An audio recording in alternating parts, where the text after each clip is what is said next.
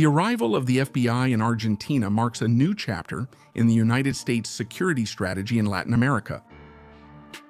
It's not just another cooperation hub, but a calculated move in the expansion of Operation Shield of the Americas, which has been consolidating as the largest coordinated offensive against cartels and criminal networks on the continent. The Counterterrorism Center, established on Argentine territory, expands the reach of the American intelligence network, which already has structures in Paraguay and Ecuador. This expansion creates a surveillance belt capable of monitoring trafficking routes, infiltration by criminal groups, and transnational connections that directly affect the stability of the region.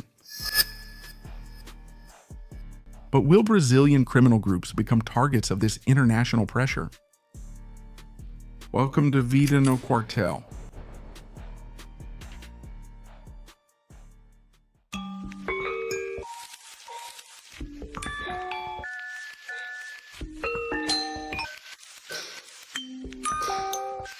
For Washington, the goal is clear: to weaken the tentacles of criminal organizations that spread throughout South America and often find refuge in border areas. The presence of the FBI in Argentina strengthens the ability to respond to these threats, but it also increases pressure on neighboring countries, such as Brazil, which finds itself increasingly surrounded by this monitoring network. The Shield of the Americas is not just a military or police operation. It is an intelligence strategy that connects different bases and agents in real time. Information collected in one country can be immediately used for actions in another, creating an integrated network that gives the United States an advantage over the movements of the cartels. This offensive also has a political impact. By placing agents in strategic points across Latin America, the White House demonstrates its willingness to intervene directly in regional security, even if this causes diplomatic discomfort. The recent expulsion of an FBI agent from Brazil shows how cooperation agreements walk a fine line, where a political decision can change the entire scenario. You mentioned here that Brazil had already requested the departure of the American agent who does similar work, but here using information from our federal police. And today this was confirmed, right, Jussara? While the FBI operates openly, the CIA complements this network with covert operations. Infiltration into criminal organizations, monitoring of political and economic leaders, and mapping of routes used by traffickers are some of the actions attributed to the agency, which usually operates in the shadows. This combination of forces in the region creates a surveillance system that goes far beyond bilateral cooperation. For Brazil, the challenge is twofold: maintaining the strategic partnership with the United States, while at the same time staying aligned with the policy of the current Brazilian president, who has already publicly demonstrated opposition to defining domestic criminal factions as narco-terrorists.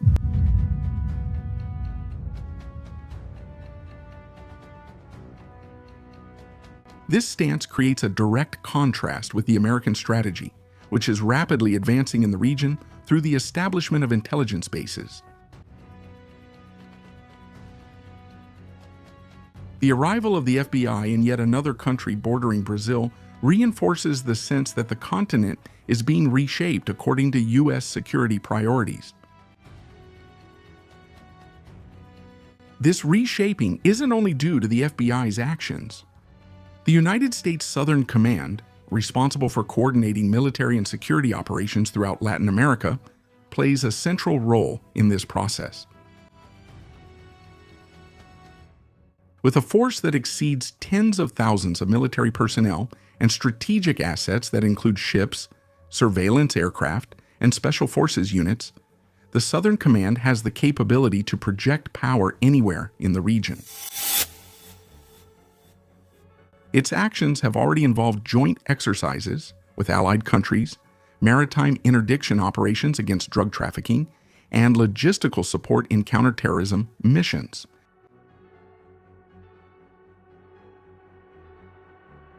Relations among South American presidents have revealed an increasingly stark contrast.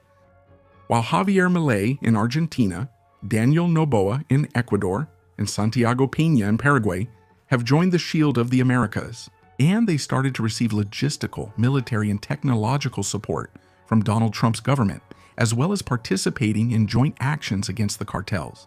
The Brazilian president has kept his distance from this strategy, standing apart from the regional alignment.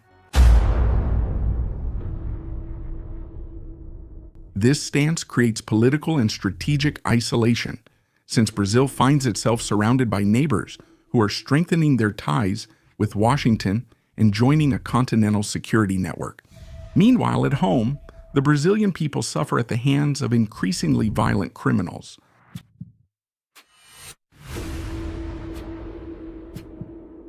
The policy adopted in the military coalition, the Shield of the Americas, creates an integrated structure of intelligence and military power that aims to weaken the cartels and criminal factions. But it also expands the political influence of the United States over the countries in the region. Feed them one down. For Brazil, this means living with a surveillance wall on its borders. And now, with the expansion of FBI bases and the presence of CIA agents operating in the shadows, attacks on vessels transporting illegal goods along the Brazilian coast may become more of a reality than many imagine.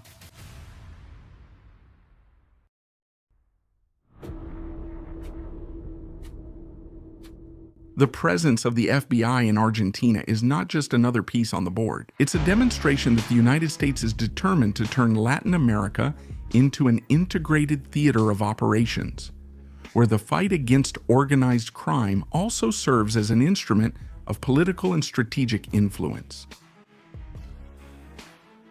The continent now lives under Washington's watchful eye, and for those who believed it was all just political narrative, the FBI bases in Ecuador, Paraguay, and Argentina show that something big is about to happen. Act now. This promotion is for a limited time.